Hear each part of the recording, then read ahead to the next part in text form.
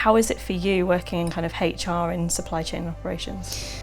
I haven't felt a difference in terms of how I've been treated in a corporate environment, in office-based, versus in a factory I've been treated with the same amount of respect. There's no difference for me really.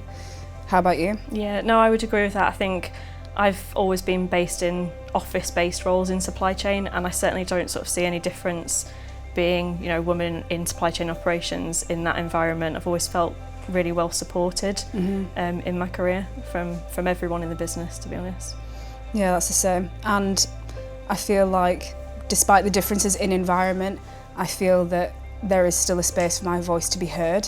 So what are some of the challenges that you face in your role in supply chain? What do you see as coming as challenges? As a woman in supply chain in my role at the minute, probably some of the challenges I've faced, I would say, are kind of that need for flexibility. So I came into this role after coming back from maternity leave, and it was a very different mindset. You know, historically I probably would have worked slightly longer hours. I would have been more flexible in the hours I worked and when I worked. And now, obviously, having a little one, having a nursery drop off and pick up, I'm very rigid with my hours. And I think just having that understanding from, you know, other people within my team and within supply chain that I have that kind of need for flexibility. I can't have meetings really early or really late, is kind of one of the things for me. But everyone has been very, very supportive with that, and I do see that people tend to be quite respectful of other people's time.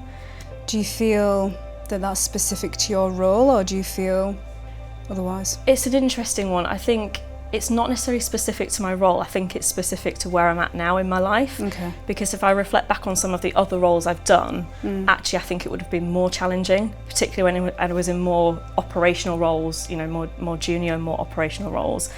I probably would have struggled more. So what about you? What are some of the challenges you've had? In a factory, it's very stereotypically and traditionally a male-dominated environment.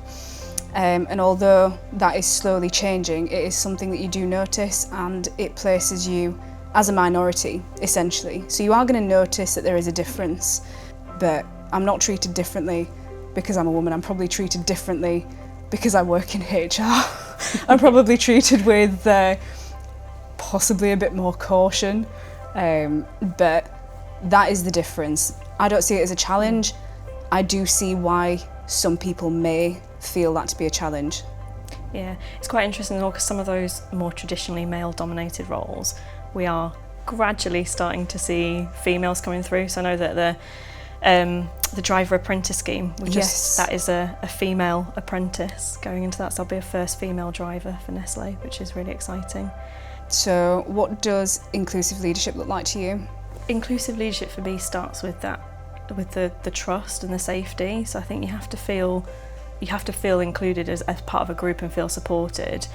I think other parts of leadership that are really important is probably things like empathy, you know, being open to different circumstances that people have or situations, and really being open to conversations around that, and trying to make sure that everyone in the team supports that inclusion.